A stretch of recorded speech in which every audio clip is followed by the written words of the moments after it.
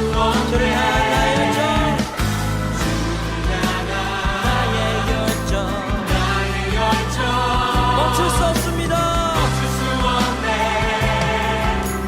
멈출 수 없네. 나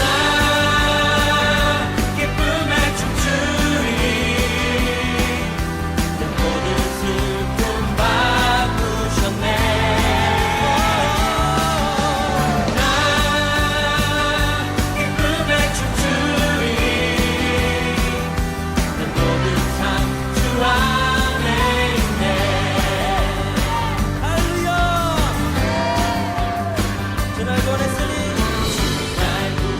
어찌 잠잠하리. 어찌 잠잠하리. 기쁨에 찬송 드리리. 주 내 죄 사했으니 주 내 죄 사했으니 어찌 잠잠하리. 기쁨에 경배 드리리. 주를 향한 나의 사랑 멈출 수 없네. 멈출 수 없네. 나의 열정 멈출 수 없습니다. 멈출 수 없네. 멈출 수 없네. 나 기쁨에 춤추리. 내 모든 슬픔 바꾸셨네. 나 기쁨에 춤추리. 내 모든 삶 주 안에. 다시 한번. 나 기쁨에 춤추리. 나 기쁨에 춤추리. 내 모든 슬픔 바꾸셨네. 나 기쁨에 춤추리. 내 모든 삶 주 안에 있네.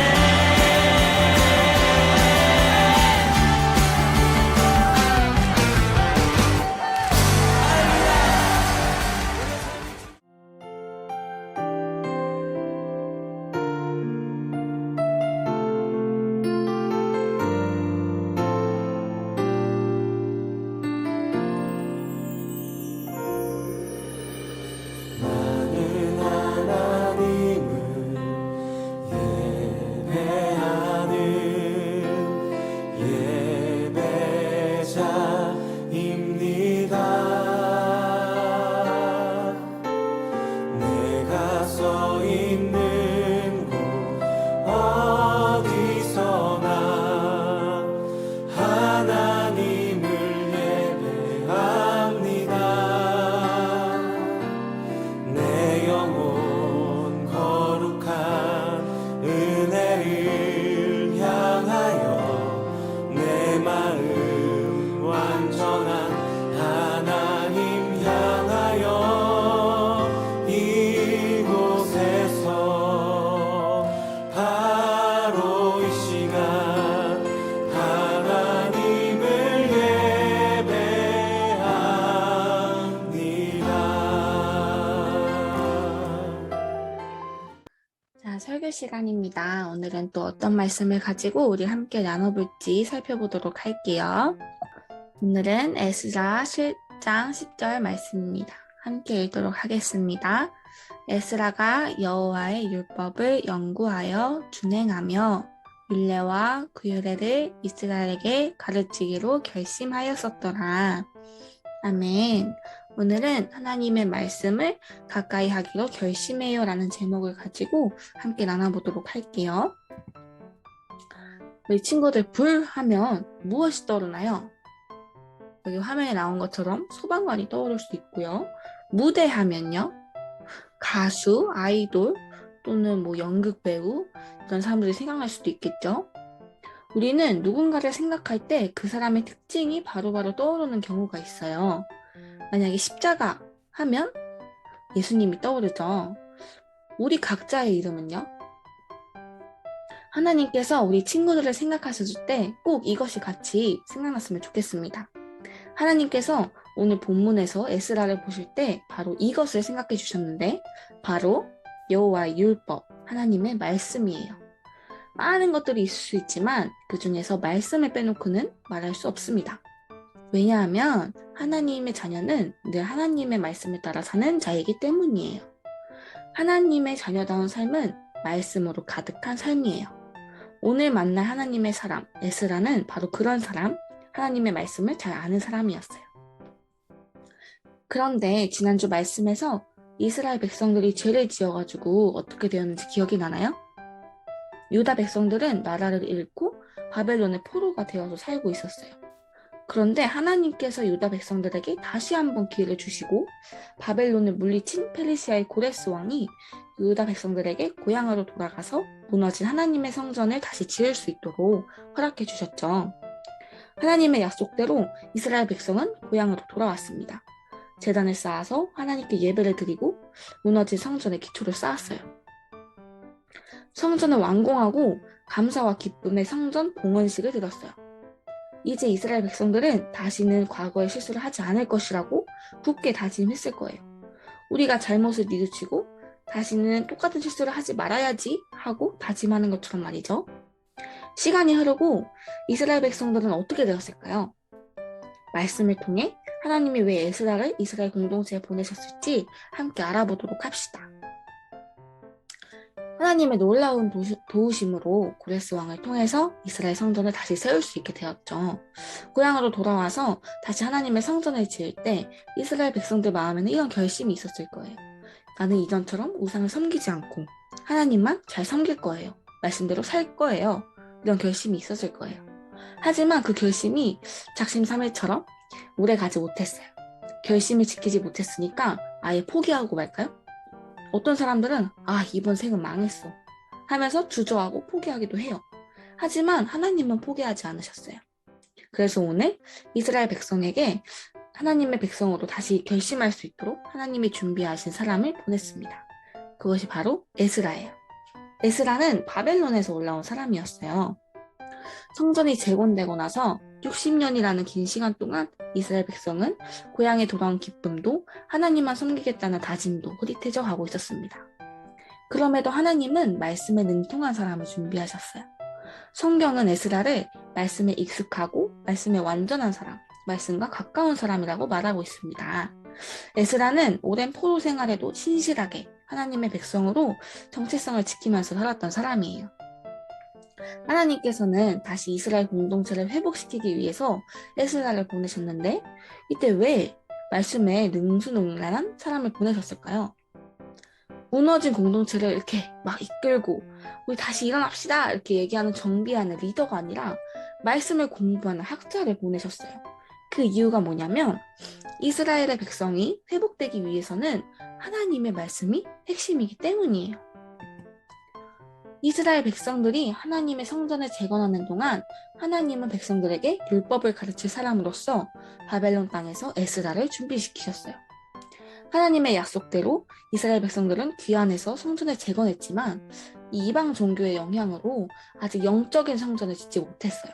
그래서 하나님은 이스라엘을 거룩한 하나님 백성으로 세우시기 위해서 하나님의 말씀을 가르치실 계획을 가지고 말씀에 헌신되었던 에스라를 준비시키셔가지고 예루살렘 땅으로 보내셨어요.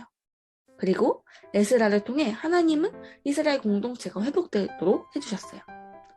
하나님은 우리 교회가, 우리 나라가, 우리 공동체가 회복되기 위해 이런 결심이 필요하다고 말씀하십니다. 에스라처럼 우리도 결심하라고 말씀하고 계세요. 우리는 어떤 결심을 해야 할까? 우리 두 가지로 살펴보도록 합시다. 예루살렘에 도착한 에스라가 제일 중요하게 생각한 것은 이스라엘 백성들에게 하나님의 말씀을 가르치는 것이었어요. 이스라엘을 회복시킬 방법은 다른 것으로는 할 수 없고 오직 말씀으로만 가능하시다는 것을 하나님께서 깨닫게 해주셨죠. 오랜 포로 생활로 이스라엘 백성들은 하나님의 백성답게 사는 것을 잊어버렸어요. 하나님의 자녀하며 떠올라야 하는 말씀을 잊어버린 거예요. 말씀을 버리면 하나님의 자녀로서의 정체성을 잃어버리게 되는 거예요. 에스라는 이스라엘 백성들이 바벨론에서 이스라엘로 몸은 돌아왔지만 이 육체적인 몸은 돌아왔지만 아직 하나님의 말씀에서 너무 멀리 떠나 있는 것을 보았어요. 그래가지고 백성들에게 하나님의 말씀을 가르치기로 결심했습니다. 오늘 본문 7장 10절의 말씀. 에스라가 여호와의 율법을 연구하여 준행하며 유례와 규례를 이스라엘에게 가르치기로 결심하였더라. 에스라는 제일 먼저 하나님의 말씀을 연구하기로 결심했어요.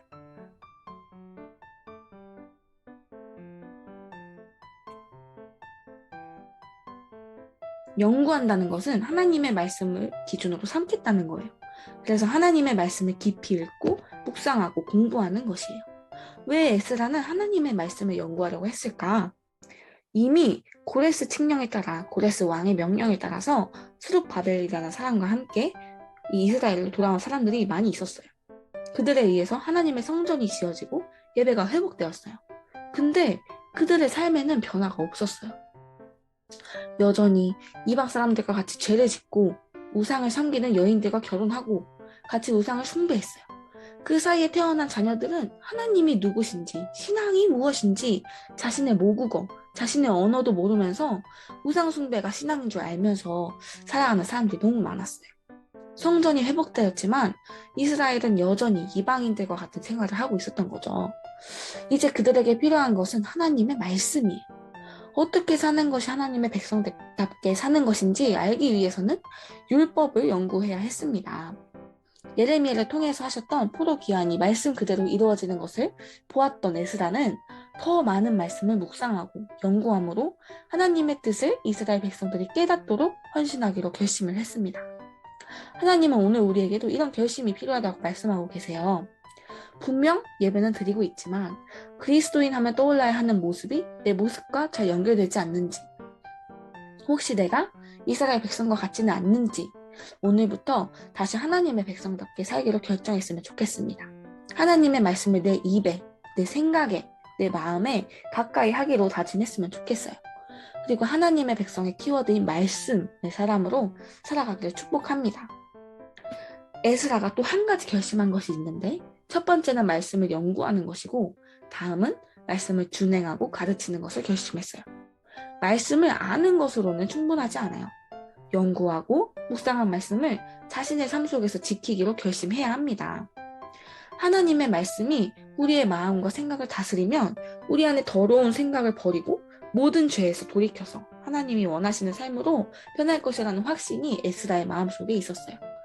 준행한다는 것은 말씀을 나의 삶의 기준으로 정하고 그대로 행동한다는 말이에요. 하나님의 백성의 기준은 언제나 말씀입니다. 그래서 하나님의 말씀이 내 행동의 기준이 되면 이 행동이 하나님이 기뻐하시는 일인지 아닌지를 알 수 있어요. 하나님이 주일을 거룩하게 지키라고 말씀하셨습니다. 그렇다면 주일을 거룩하게 지키기 위해서 우리는 예배를 위해 미리 준비할 수 있겠죠. 이웃을 사랑하라는 말씀처럼 때로는 내가 손해를 볼 수 있지만 하나님의 사랑을 흘려보내기 위해 기꺼이 친구에게 친절하게 대할 수 있어요. 때로는 말씀을 지키는 일이 힘들 수 있지만 하나님은 분명히 말씀하고 계십니다. 요한복음 14장 21절에 보면 나의 계명을 지키는 자라야 나를 사랑하는 자니 나를 사랑하는 자는 내 아버지께 사랑을 받을 것이요 나도 그를 사랑하여 그에게 나를 나타내리라. 하나님의 말씀을 지키고 준행하는 사람이 바로 예수님을 진짜로 사랑하는 사람이라고 말씀하고 계세요. 그리고 하나님을 사랑하는 사람에게 하나님의 사랑을 또한 주실 것을 약속하고 계십니다. 하나님의 백성답게 살아가기 위해서는 말씀을 연구하고 지키고 다른 사람에게도 전해야 합니다. 우리가 받은 말씀을 나 혼자만 알고 기뻐하는 것이 아니라 세상에서 방황하고 있는 사람들, 이웃과 가족들에게도 하나님의 말씀을 전해야 해요. 오늘 말씀에서 에스라는 이스라엘 백성들이 하나님의 백성답게 살아가게 하기 위해서 말씀을 연구하고 준행하고 가르치기로 결심했습니다. 오늘 우리도 하나님의 백성으로 살아가기 위해 다짐하는 친구들이 됐으면 좋겠어요. 하나님께서는 이스라엘 백성이 다시 하나님의 말씀 안에서 살아가기를 다짐할 수 있도록 한 사람을 보내셨는데 그 사람이 바로 율법학자이자 대제사장의 후손 서기관이었던 에스라였습니다. 이스라엘 백성들이 고향으로 돌아와서 눈에 보이는 성전은 재건했지만 그들의 삶과 그들의 속사람은 여전히 거룩한 하나님의 백성으로 살아가지 못했어요. 그래서 하나님께서는 이스라엘 백성을 하나님의 백성답게 세우시기 위해서 에스라를 보내십니다. 에스라는 이스라엘 백성들과 함께 총 3가지를 결심하는데 첫 번째, 하나님의 말씀을 연구하기로 결심하고, 두 번째, 말씀을 준행하기로 결심했어요. 세 번째, 말씀을 전하기로 결심했습니다. 이스라엘 공동체가 말씀 공동체가 되니까 하나님은 이들 안에 있는 죄를 깨닫게 하시고 거룩한 백성으로 회복되도록 하셨어요. 오늘 하나님께서는 우리를 거룩한 백성으로 살아가도록 바른 말씀을 주시고 계세요. 남은 한 해 끝까지 포기하지 않고 하나님의 말씀을 가까이 하고 연구하고 지키고 전하는 우리 친구들이 되기로 결심하길 예수님의 이름으로 축복합니다. 기도하겠습니다. 하나님 감사합니다. 오늘 말씀을 통해서 우리가 어떻게 살아가야 하는지를 또 알게 해주시니 감사합니다. 에스라를 통해 말씀을 통하여서 하나님이 이스라엘 백성들을 회복시키셨던 것처럼 우리도 우리가 먼저 말씀으로 회복되고 우리뿐만 아니라 우리 주변에 있는 사람들과 우리 나라와 내가 속해 있는 모든 곳에서 말씀으로 회복되는 일이 일어나기를 주님 기대합니다. 우리를 통해서 말씀이 전해지게 하여 주시옵고 우리가 말씀을 기준으로 살아가는 우리 친구들이 될 수 있도록 주님 도와주세요. 예수님의 이름으로 기도드렸습니다. 아멘. 주기도문 하겠습니다.